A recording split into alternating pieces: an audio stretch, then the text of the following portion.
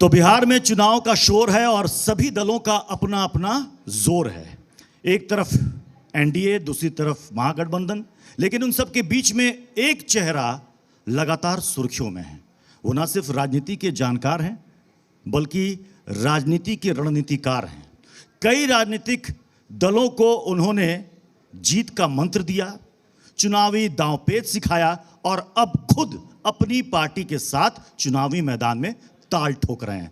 जोरदार तालियों के साथ स्वागत कीजिए जन सुराज पार्टी के संस्थापक प्रशांत किशोर जी का। प्रशांत किशोर जी, बहुत बहुत स्वागत है आपका। धन्यवाद। मुझे पता है अभी आप चुनाव के कार्यक्रम में व्यस्त होंगे। कैसी चल रही है चुनाव की तैयारियां? सभी सीटों पर चुनाव उम्मीदवार उतार रहे हैं? हम लोग कमज़ोर विद्यार्थी हैं तो हम लोग पहले से तैयारी करते हैं। जो विद्यार्थी कमज़ोर होता है लेकिन सिंसियर है तो पहले से तैयारी करता है। कुछ विद्यार्थी हैं जो गेस्ट पेपर पढ़कर परीक्षा देते हैं और हम लोग किताब टेक्स्ट बुक पढ़ के परीक्षा देते हैं। तो 3 साल से तैयारी में लगे हुए हैं। इसलिए हम लोग की तैयारी परीक्षा को देख कर नहीं है, पढ़ाई करनी है इसलिए कर रहे हैं, परीक्षा भी उसमें होगा। राजनीति में हैं, राजनीति कर रहे हैं, उसमें चुनाव भी होगा। जो होशियार विद्यार्थी है वो गेस्ट पेपर वाले, देखिए कांग्रेस के साथी आए राहुल गांधी और 7 ही दिन में पूरा बिहार का दौरा करके चले गए। तैयारी उनकी पूरी हो गई। हम लोग भूसगोल विद्यार्थी हैं तो 3 बरस से बिहार में चले जा रहे हैं, फिर भी कम ही लग रहा है। तो तैयारी उस नज़रिए से है, क्योंकि सिर्फ चुनाव की तैयारी नहीं है, बिहार को समझने की तैयारी है, बिहार के समस्याओं के समाधान की तैयारी है, बिहार को बदलने की तैयारी है। चुनाव लड़ने जीतने की तैयारी तो 2-4 महीनों में होती है जी। अच्छा, आप तो चुनाव लड़वाते रहे हैं, अब तो चुनावी मैदान में आपने कहा कि मैं जन्मभूमि या कर्मभूमि से चुनाव लड़ना चाहूँगा। तो आप इनमें जन्मभूमि या कर्मभूमि में से किसको प्राथमिकता देंगे? क्या आप कर्मभूमि वैशाली, राघोपुर? पहले मैं आपको बताऊं, जो आप ये कह रहे हैं चुनाव लड़वाते रहे, रणनीति बनाते रहे, तो अभी भी वही कर रहे हैं। फर्क बस इतना है कि पहले दलों को, नेताओं को चुनाव लड़वा रहे थे, अभी बिहार की जनता, बिहार के बच्चों को, बिहार के युवाओं को चुनाव लड़वाएंगे। पहले दल के जीतने की रणनीति बना रहे थे, अब बिहार के बच्चों के जीत की रणनीति बना रहे हैं। बिहार में रोजगार कैसे आए इसकी रणनीति बना रहे हैं। बिहार आने वाले 10 वर्षों में देश के 10 अग्रणी राज्यों में कैसे शामिल हो, ये रणनीति बना रहे हैं। काम तो वही कर रहे हैं, सिर्फ कैनवस बदल गया। आप चुनाव लड़ रहे हैं राघोपुर से, तेजस्वी यादव के खिलाफ ताल ठोकेंगे?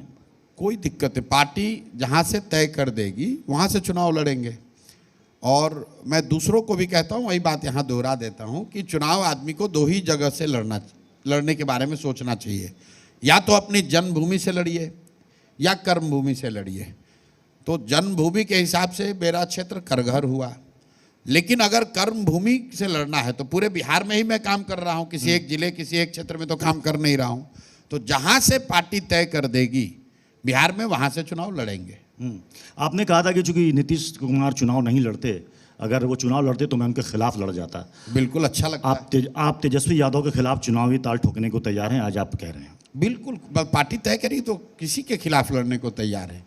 जब 243 सीट में प्रयास कर रहे हैं, 243 सीटों पर काम कर रहे हैं, तो जिस सीट से भी पार्टी कहेगी कि लड़िए, वहां से लड़ा जाएगा। अच्छा, आपको चुनाव का रणनीतिकार के साथ साथ चुनाव का चाणक्य भी कहा जाता है। आपको कई लोग आज के समय में उभरते हुए मौसम वैज्ञानिक के रूप में भी जानते हैं। एक मौसम वैज्ञानिक हुआ करते थे रामविलास पासवान जी, अब आज के समय में आपको माना जाता है, क्योंकि आप कुछ भी कहते हैं तो आप कहते हैं लिख कर ले लीजिए, आप लिख कर देते हैं। आपने लिख कर दे दिया कि जेडीयू 25 सीट पर सिमट जाएगी। आपने साथ साथ ये भी कह दिया कि जेडीयू का बीजेपी में विलय हो जाएगा, और आपने ये भी कह दिया कि नीतीश बाबू दोबारा चुनाव के बाद सीएम नहीं बन पाएंगे। 3 में 2 बात मेरी कही हुई है, 1 बात आपकी बनाई हुई है। अच्छा, ठीक है। पहली बात मैंने कहा कि जदयू को 25 सीट नहीं आएगा। 25 में सिमट जाएगी आपने कहा? 25 पर सिमट जाइए मेरे शब्द नहीं है, 25 सीट भी नहीं आएगा। अच्छा, वो भी नहीं आएगा? 25 से कम आएगा। दूसरी बात मैंने कही नहीं, दूसरी बात मैंने ये कहा कि जदयू धीरे धीरे अन्य दलों में उनके लोग चले जाएंगे, भाजपा में विलय हो जाएगा, ऐसी बात नहीं कही। तीसरी बात कि नीतीश कुमार मुख्यमंत्री नहीं बनेंगे, किसी भी हालत में नहीं बनेंगे। आप भाजपाइयों से कहलवा के दिखवा दीजिए। दूसरी के बात छोड़िए, हमारी बात छोड़िए, हम तो उनके विरोधी हैं। अभी नित्यानंद जी थे, मैंने उनसे यही सवाल किया था क्या कि बोला क्या उन्होंने? चुनाव के बाद वो नीतीश कुमार बनेंगे? क्या बोले? उन्होंने कहा बिल्कुल बनेंगे। नित्यानंद राय जी डिसाइड करने की स्थिति में हैं। और नित्यानंद राय जी तय करेंगे कि यहाँ नेता कौन होगा। मतलब आप कह रहे हैं बीजेपी ने पहले ही तय कर दिया है? ना, वो तो खुद बीजेपी में है। हाँ, और जो जिस विभाग के मंत्री हैं, उस विभाग के जो सर्वे सर्वा हैं, आप जी की पत्रकारिता करते हैं तो इस भाजपा में तो दो ही व्यक्ति जानता है कि कौन नेतृत्व करेगा, उसमें नित्यानंद राय जी तो शामिल नहीं है। और मुझे ये भी मालूम है कि वो लोग नित्यानंद राय जी से सलाह लेकर भी निर्णय नहीं लेंगे। वो निर्णय वो लेंगे नित्यानंद राय जी को, जैसे आपको पता चलेगा, हमको पता चलेगा, वैसे नित्यानंद राय जी को पता लेकिन चलेगा। आपको तो बहुत सारी बातें बहुत पहले से पता होती हैं, क्योंकि आप तो प्रेडिक्शन भी करते हैं। ये और उसी आधार पर कह रहे हैं। लेकिन कई बार लगता नहीं। उसी आधार पर कह रहे हैं कि नीतीश बाबू अब अगले मुख्यमंत्री नहीं बनेंगे।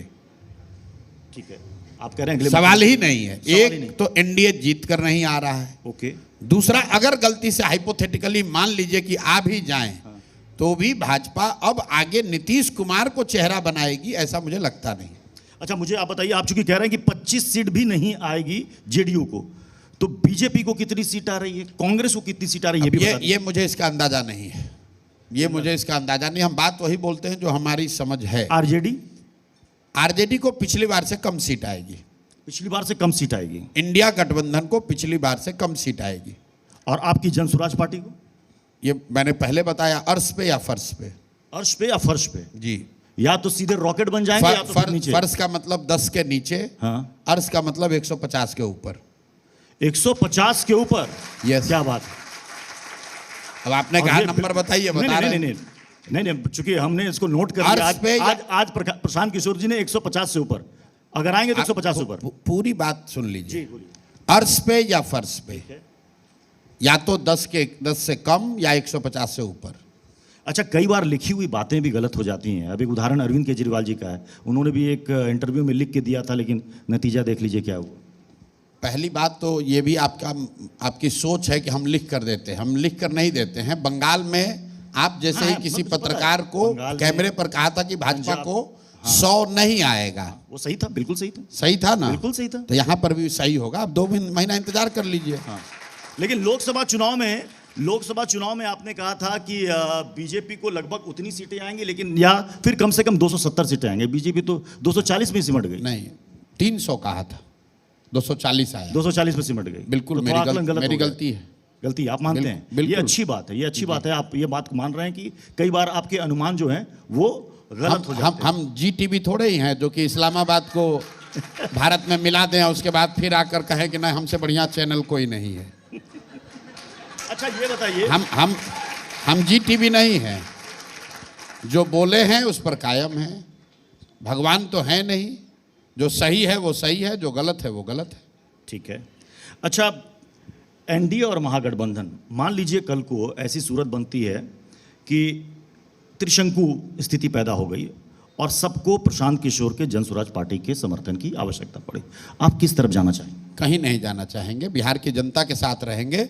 जनता को कहेंगे कि फिर से वोट कीजिए। कहीं नहीं जाएंगे? ये पहले बोला हुआ है, रोज कह रहे हैं।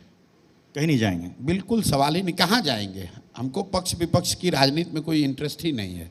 हम लोग समाज की राजनीति कर रहे हैं, रोड की सड़क की राजनीति कर रहे हैं, यही करना चाहते हैं।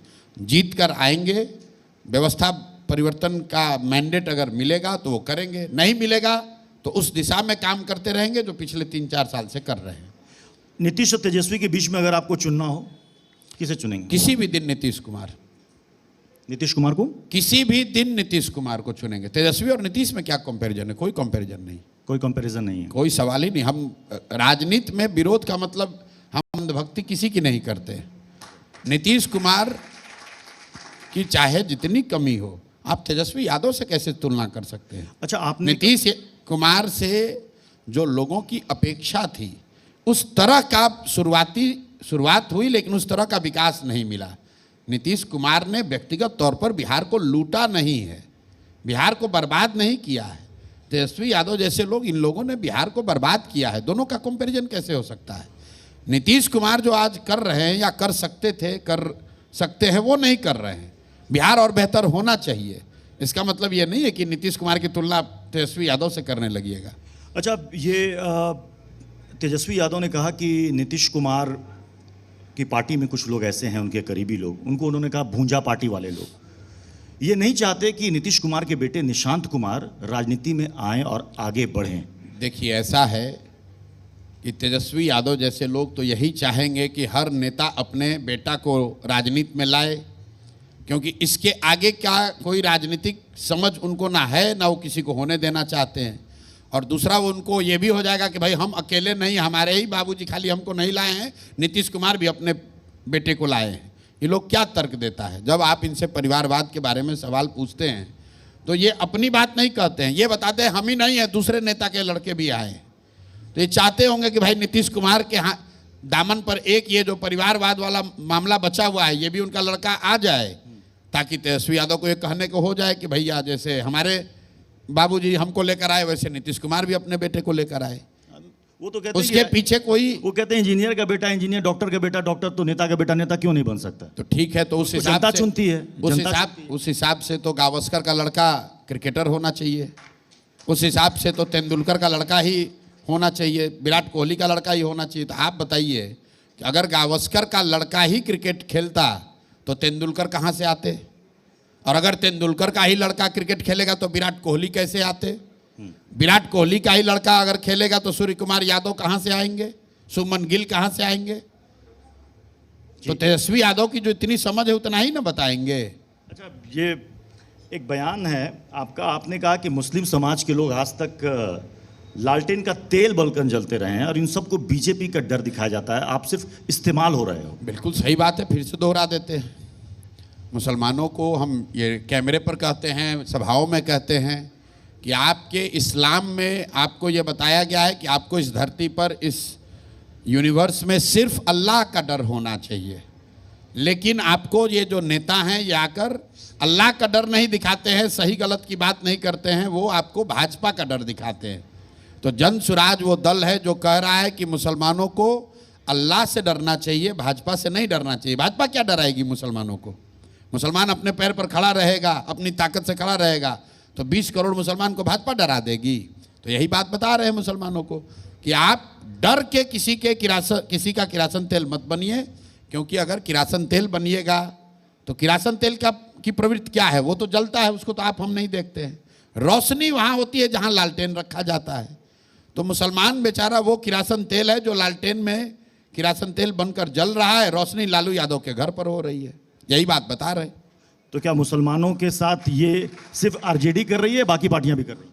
भाई लालटेन तो आरजेडी के पास ही है, तो किरासन तेल बल्ब में तो बनेंगे नहीं। मतलब लालटेन को उठाने के लिए कभी कभी हाथ की जरूरत पड़ती है, तो हाथ में भी लोग लग जाते हैं। अच्छा, आपने कहा कि भाई आपको उतना प्रतिनिधित्व मिलना चाहिए। बिहार में जितनी सीटें हैं और आपकी जितनी आबादी, उस हिसाब से आपको उतनी सीटें कोई नहीं देता। आप अपनी पार्टी में मुसलमानों को उतना टिकट दे रहे हैं? बिल्कुल, सिर्फ मुसलमानों के लिए नहीं, सबके लिए, सब तब जन स्वराज के संविधान में ये बात लिखी हुई है। जब 2 बरस हम लोगों ने इस पार्टी को बनाने की कवायद की, तो ये तय किया कि जिस समाज की जितनी संख्या है उस समाज से उतने अच्छे लोगों को लाकर उनको भागीदारी दी जाएगी। कुछ लोगों ने ये सवाल किया कि आप भी तो जाति की बात कर रहे हैं, तो हम बिल्कुल नहीं कर रहे हैं। इसका प्रमाण ये है कि मान लीजिए कि बिहार में 1000 अच्छे लोग हैं, खाली 243 लोग तो अच्छा होगा ऐसी बात है नहीं। 1000 लोग आ गए, 5000 लोग आ गए, 10,000 अच्छे लोग मिल गए, तो उन 1000 लोगों में से या 5000 लोगों में से 243 लोगों का चयन कैसे किया जाएगा? तो पहला पैमाना है आपकी योग्यता। अगर आप योग्य हैं, सही व्यक्ति हैं, तो फिर उसमें से जब 243 चुना जाएगा तो इस बात का ध्यान रखा जाएगा कि हर समाज की जितनी जनसंख्या है उस हिसाब से उसको भागीदारी मिल जाए। और इसके पीछे सोच ये है कि हम लोग का अपना मानना है कि हर समाज में अच्छे व्यक्ति हैं और हर अच्छा व्यक्ति किसी न किसी समाज का, जाति का है। तो अगर बांटने वाले के दिमाग में कोई खोट ना हो नियत में, तो ये संभव है कि हर समाज से अच्छे लोगों को निकालकर उस समाज की जनसंख्या के हिसाब से उनको प्रतिनिधित्व दे दिया जाए। उस नज़रिए से मुसलमानों का 40 सीट का हक बनता है, यादवों का 30 सीट पर हक बनता है, अति पिछड़ों का 70 सीट पर हक बनता है, वो चीज़ उनको मिलेगी।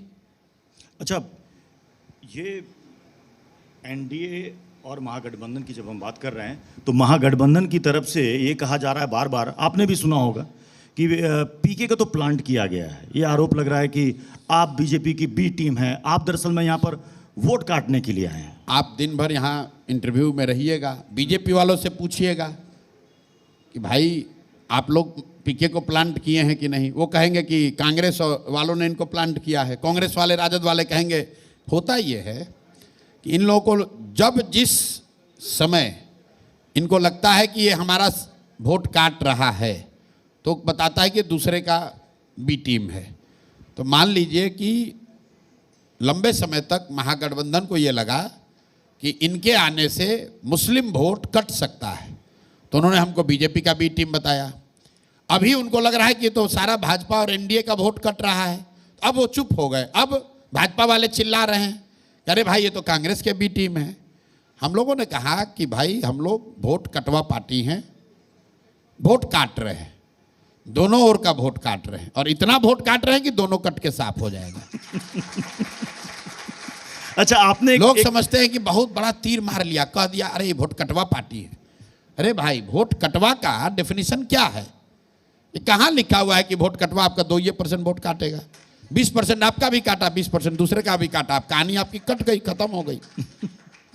बोलने से पहले आदमी समझता भी नहीं क्या बोल रहे हैं। अच्छा, ये वोट कटवा की काफ़ी बात हो रही है। आपकी पार्टी ने साफ साफ कहा, और आपने भी कहा है कई बार, कि हम जात पात की राजनीति करने नहीं आए, हम बिहार बदलने आए। यहाँ सभी का इसमें प्रतिनिधित्व मिलेगा, और आपने ये बात हर जगह बोली भी है कि जैसे भी आपने गिनाया कि किसको कितनी उसमें प्रतिनिधित्व मिलना चाहिए, किसकी कितनी हिस्सेदारी होनी चाहिए। आपने 40 और 20 के बारे में आपने बात की है। 80% हिंदुओं में से आपने कहा कि 40% मान लीजिए कि बीजेपी का सपोर्टर, लेकिन 40% बीजेपी को वो वोट नहीं देता है। वो हिंदू है जो अंबेडकर जी को मानता है, वो हिंदू है जो गांधी जी को मानता है, वो हिंदू है जो समाजवाद की विचारधारा को मानता है। तो फिर ये कहा जा रहा है कि वो हिंदू 40% कौन है? किसके सपोर्टर? ऐसा है कि हमने बताया कि जो MY समीकरण है उसकी कोई यूटिलिटी नहीं है, क्योंकि MY समीकरण है फिर भी भाजपा जीत रही है। तो हमने बताया कि अगर आपको भाजपा को हराना है तो MY को छोड़िए और 40% हिंदू और 20% मुसलमान का समीकरण बनाइए। और 40% हिंदू कौन है? जो गांधी को मानने वाला हिंदू है, वो भाजपा के विरोध में है। जो बाबा साहब अम्बेडकर को मानने वाला हिंदू है, वो भाजपा के विरोध में है। जो कम्युनिस्ट विचारधारा के मानने वाला हिंदू है, वो भाजपा के विरोध में है। और जो समाजवाद लोहिया जयप्रकाश जी को मानता है, वो भी भाजपा के विरोध में है। अगर इन 4 विचारधारा के लोग राष्ट्रवादी मुस्लिम शक्तियों के साथ में आ जाएं, तो भाजपा को वैचारिक, सामाजिक, राजनीतिक तौर पर चुनौती दी जा सकती है, उनको हराया जा सकता है। और ये कोई प्रशांत किशोर का फॉर्मूला नहीं है। आज़ादी से पहले यही वो फॉर्मूला है जिससे अंग्रेजों से लड़ाई लड़ी गई थी। आप जरा याद कीजिए कि अंग्रेजों से जो आज़ादी की लड़ाई लड़ी गई, वो लड़ने वाले लोग कौन थे? वो गांधी के मानने वाले लोग थे, वो बाबा साहब के मानने वाले लोग थे, समाजवाद, कम्युनिस्ट विचारधारा के लोग थे। और उनके साथ मुसलमानों का भी एक बड़ा तबका साथ में मिलकर उन्होंने देश की आज़ादी की लड़ाई लड़ी है। तो मैं ये बता रहा हूँ कि भाई, अगर जिस तरह अंग्रेजों को हराने के लिए फॉर्मूला कामयाब रहा, वैसे अगर आज ये फॉर्मूला बना लोगे तो भाजपा को भी हराया जा सकता है। तो उस 40% में किस पार्टी के सपोर्टर आपको लगता है? क्योंकि आप चुनावी वो किसी पार्टी के हैं, लेकिन भाजपा के नहीं है। मेरा कोई सब्जेक्टिव आकलन नहीं है। देश में 80% हिंदू है। भाजपा को टोटल वोट मिला 36%। इनकंटेस्टेड सीट्स भाजपा को वोट मिला करीब करीब 40%, क्योंकि भाजपा सारी सीट तो लड़ती नहीं है। तो राष्ट्र के स्तर पर 36% वोट मिला, कंटेस्टेड सीट में 40% वोट मिला। तो 5वें क्लास का विद्यार्थी भी बता देगा कि 80% हिंदुओं के देश में अगर भाजपा को 40% वोट मिला, इसका मतलब कि आधे हिंदुओं ने वोट नहीं दिया। भाजपा को आज भी। तो वो कौन हिंदू है? वो हिंदू हमारी सब कुछ कह रहा है, ये इस जाति के हैं, उस जाति के हैं। मैं उसको जाति के नजर लेंस से नहीं देखता हूं, मैं उसको विचारधारा के नजरिए से देखता हूं कि वो कौन हिंदू हैं जो किसी भी जाति के हों, लेकिन ये चार विचारधारा के अगर मानने वाले लोग हैं तो भाजपा के विरोध में खड़े हैं। अगर कोई कम्युनिस्ट विचारधारा का मानने वाला हिंदू है तो चाहे ब्राह्मण हो, कुशवाहा हो, यादव हो, दलित हो, वो भाजपा के विरोध में है। अगर आप बाबा साहब के मानने वाले हिंदू हैं तो आप किसी भी जाति के यहाँ भाजपा के विरोध में हैं। अगर आप गांधी के फॉलोअर हैं तो आप किसी भी जाति के यहाँ भाजपा के विरोध में हैं। तो यही बात बता रहे हैं। तो आपने 40 और 20 का फॉर्मूला बता दिया है जन स्वराज के लिए कि वो जो 40% यहां से निकल कर आएगा वो जन स्वराज से जुड़ेगा और 20% मुस्लिम आपके साथ जुड़ेगा, यानी 60% के फॉर्मूले के साथ जन स्वराज की सरकार बनेगी। आप जैसे मेधावी पत्रकार जब ये पूछते हैं कि आपका फॉर्मूला क्या है, आप तो उसको फॉर्मूला ये बता रहे हैं कि ये फॉर्मूला है, अगर भाजपा का एक वोट न छूटे तो भी 60% लोग मिलकर भाजपा को हरा सकते हैं, ये बता रहे हैं। और ये बता रहे कि MY से ज्यादा ताकतवर फॉर्मूला है, और क्योंकि ये पहले से प्रमाणित है। MY अभी बना है 10 साल 20 साल पहले। हम जो फॉर्मूला बता रहे हैं ये 50 साल तक इस देश में रहा, और उसी फॉर्मूले के का इस्तेमाल करके अंग्रेजों से लड़ाई लड़ी गई, उनको हराया गया। तो जब अंग्रेज को हरा दिए तो भाजपा क्या ताकत है? आपके पास तो चुनाव के दांवपेच के कई सारे फॉर्मूले हैं।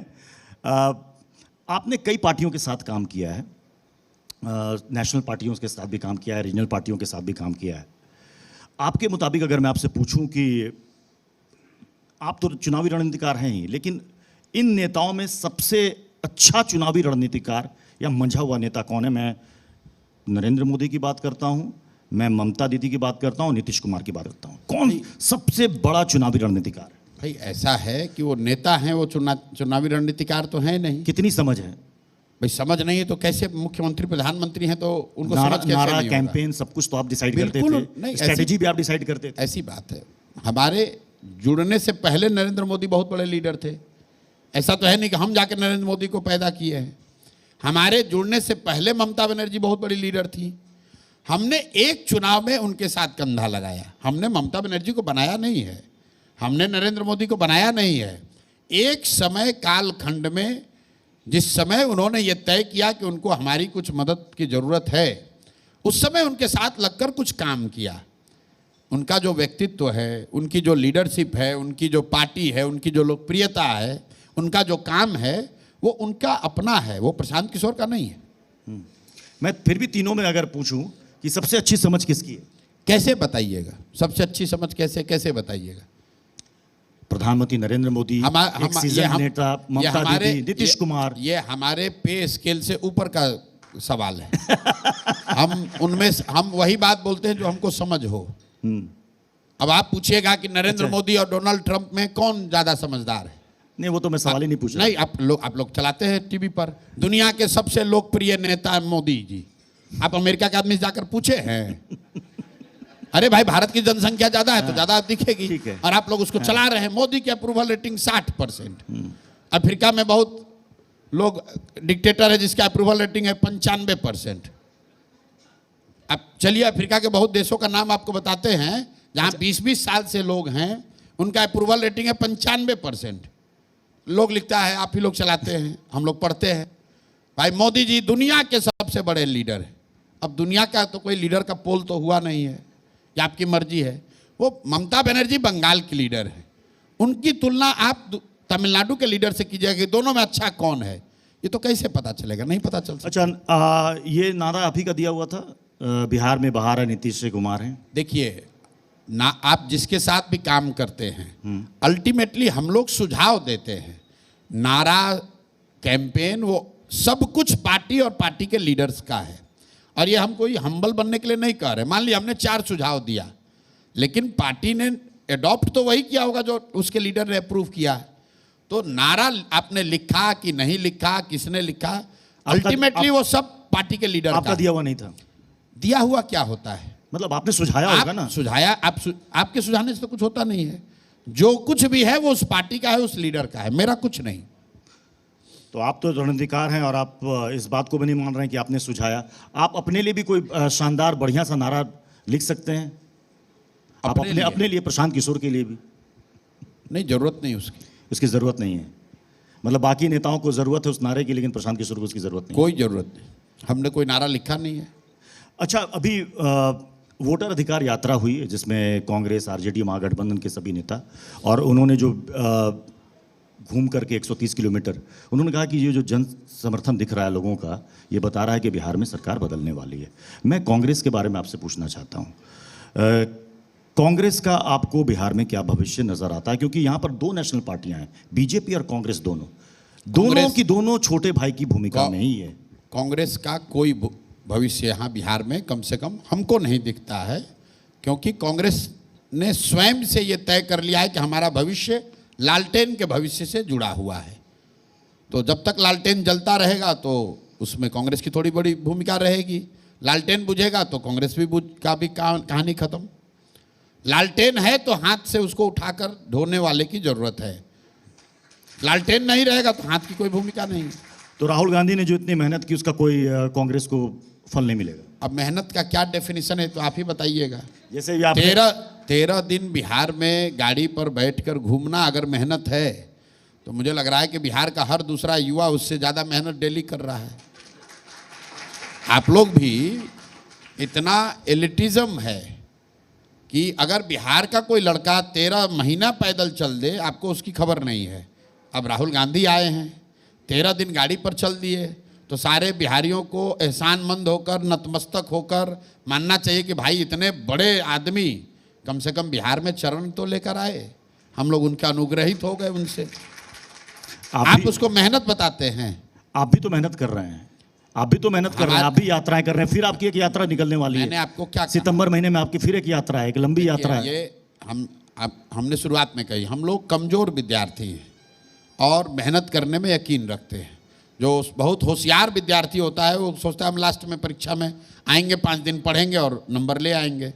तो राहुल गांधी होशियार विद्यार्थी है, हम लोग कमजोर विद्यार्थी। अच्छा, एक बयान आपका था, मैंने देखा इंटरव्यू में, जिसमें आप ये कह रहे हैं कि 2015 में तेजस्वी उप मुख्यमंत्री जो बने, आपने कहा कि वो आपने बनाया, आपने सुझाव दिया। बिल्कुल, आप शब्दों का चयन ध्यान से कीजिए। हमने ये कहा कि अगर हम लोग नहीं चाहते तो नहीं बनते, क्योंकि लालू जी ने जो भी नाम उस समय भेजा होगा, जिसके नाम पर भी हम लोगों ने ऑब्जेक्शन कर दिया, वो लोग नहीं बने। अगर हमारी बात पर भरोसा नहीं है तो 15 का जो नीतीश और लालू जी का महागठबंधन था, जो लोग मंत्री बने थे राजद से, और जो लोग मंत्री बने फिर महागठबंधन जब नीतीश जी ने बनाया, उसका नाम देख लीजिए। वो 4 नेता जो बाहुबली नेता जिनकी छवि थी, वो 15 में नहीं बनाए गए थे। 18 में 19 में जब नीतीश कुमार फिर पलटी मारे, जब हमारे जैसे लोग नहीं थे उनके साथ, तो चारों बाहुबली बन गए मंत्री। नीतीश जी के साथ अभी भी आपके अच्छे रिश्ते हैं? मेरा व्यक्तिगत में नहीं, कैसे बातचीत होगी? वो तो बातचीत कुछ नहीं होती है, लेकिन हमारा व्यक्तिगत उनसे कोई झगड़ा तो है। कोरोना काल के समय में बातचीत हुई थी, आपकी तबीयत नहीं, कोरोना के बाद भी हुई है बात, बहुत बार हुई बात। उसके बाद भी बातचीत बिल्कुल हुई है। आपने जेडीयू क्यों छोड़ी?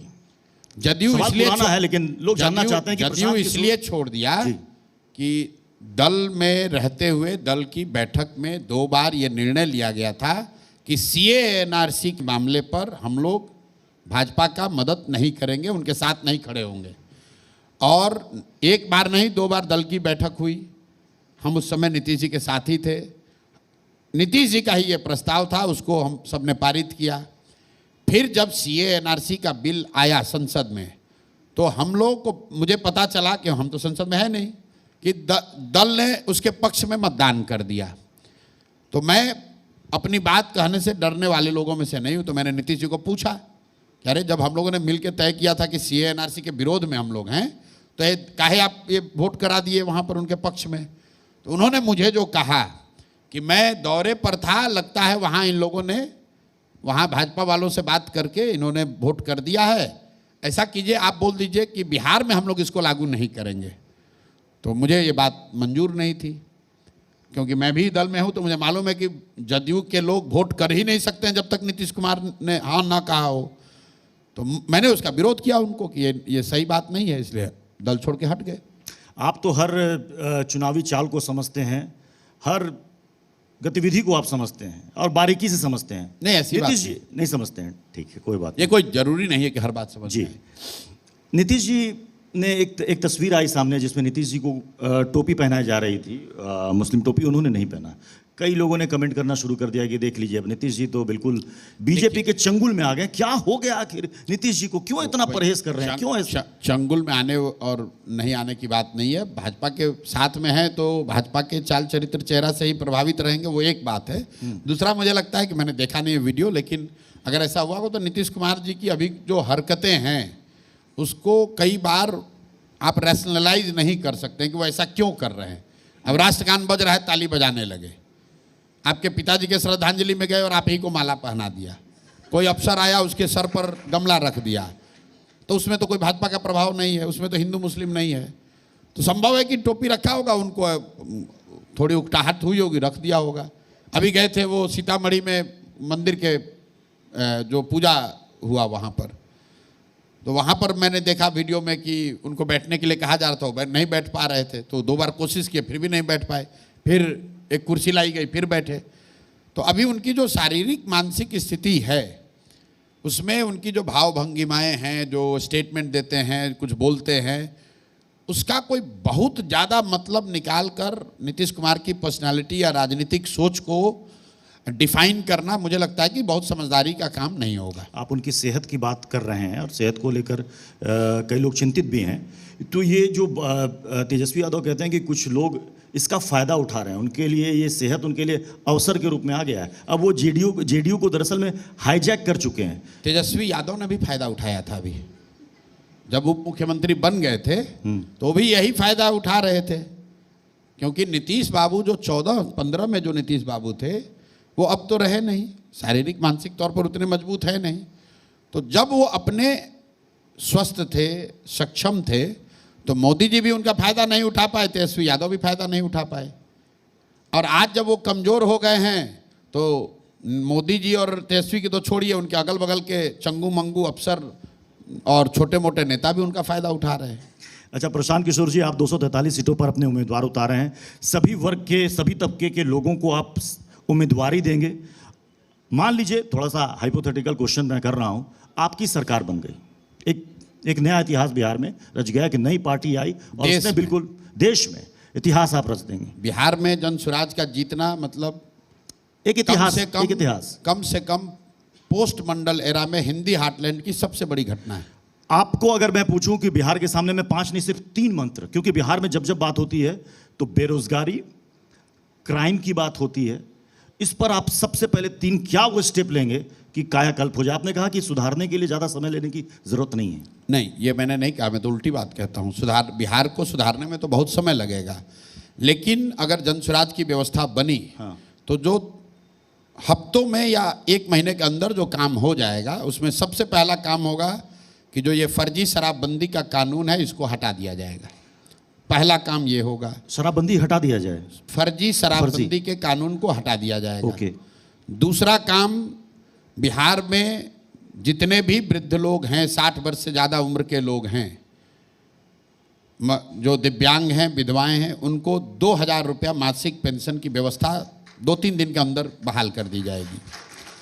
तीसरा काम, एक नया विभाग बनाया जाएगा जिसका सिर्फ और सिर्फ काम ये होगा कि बिहार में से होने वाले पलायन को बंद किया जाए, और ये 7 दिन के अंदर फंक्शनल हो जाएगा। और अगले 1 साल के अंदर उस विभाग की ये जिम्मेवारी होगी कि 50 लाख से ज़्यादा लोग जो मजबूरी में 10-12 हज़ार रुपये कमाने के लिए जिनको बाहर जाना पड़ता है, उनको बाहर न जाना पड़े, उनको बिहार में ही रोजगार मुहैया करा दिया जाएगा।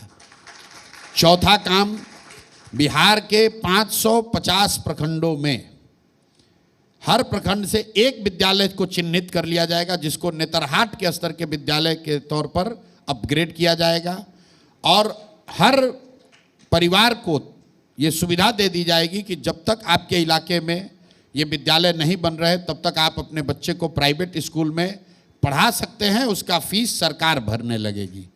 चौथा काम, बिहार में कृषि को मनरेगा से जोड़ दिया जाएगा। जितने भी किसान नकदी फसल की खेती करना चाहते हैं उनको मनरेगा के तहत सरकार मुफ्त में मजदूर देने लगेगी। पांचवा काम, बिहार में लोग स्वरोजगार की ओर बढ़ें, उसके लिए कम से कम 5 लाख परिवारों को हर साल 4% ब्याज पर 5 लाख रुपए तक का ऋण मुहैया कराया जाएगा, ताकि घर घर में रोजी रोजगार हो। और अंतिम काम, ऑर्डर ऊपर नीचे हो सकता है कि 100 सबसे भ्रष्ट नेता और अफसरों को जेल के पीछे डालने की कार्रवाई शुरू होगी, और उनके बच्चे और उनके परिवार से जो संपत्ति उन्होंने अर्जित की है बिहार को लूटकर, उसको साल भर के अंदर उनके परिवार से, उनके बच्चों से वापस वसूल कर बिहार के खजाने में वापस जमा कर दिया जाएगा। अरविंद केजरीवाल भी एक समय में ऐसी बातें करते थे कि नेताओं को जेल हो पाए। आपने कहा फर्जी शराबबंदी कानून को खत्म करेंगे। बिल्कुल। उसके लिए शराबबंदी खत्म करेंगे या नया कानून लाएंगे, वो क्या होगा? फर्जी शराबबंदी कानून को हटा देंगे। क्योंकि बिहार में शराबबंदी है ही नहीं। बिहार में शराबबंदी का एक कानून है जिसके तहत दुकान बंद है, होम डिलीवरी चालू है। तो और इसका नुकसान यह है कि 15 से 20 हजार करोड़ रुपए का हर साल बिहार को नुकसान हो रहा है। और ये लोग कहते हैं कि इसको किया जा रहा है ताकि महिलाओं का सशक्तिकरण हो।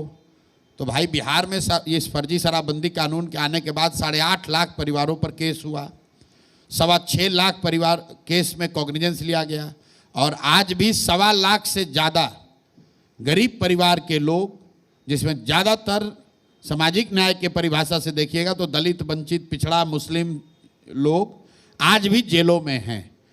अब बताइए, 1.25 लाख लोग जेल में हैं, निकलना चाहिए कि नहीं निकलना? पर जितने पढ़े हुए पैसे वाले लोग हैं बाहर से, वो घूम रहा है, शराब पी रहा है, पैसा खा रहा है, और जो 25,000 करोड़ का नुकसान हो रहा है वो क्या रहा जाए?